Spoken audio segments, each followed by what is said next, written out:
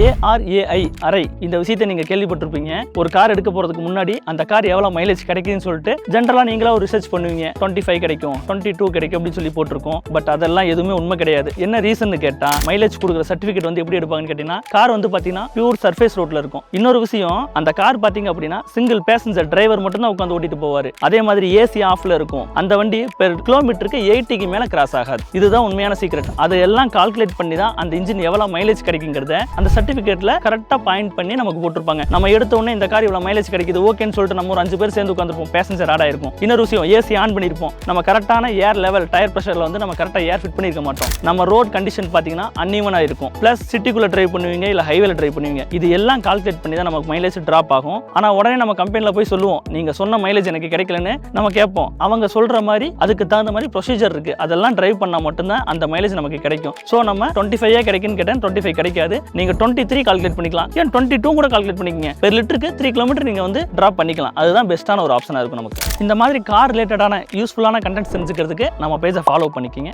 Thank you.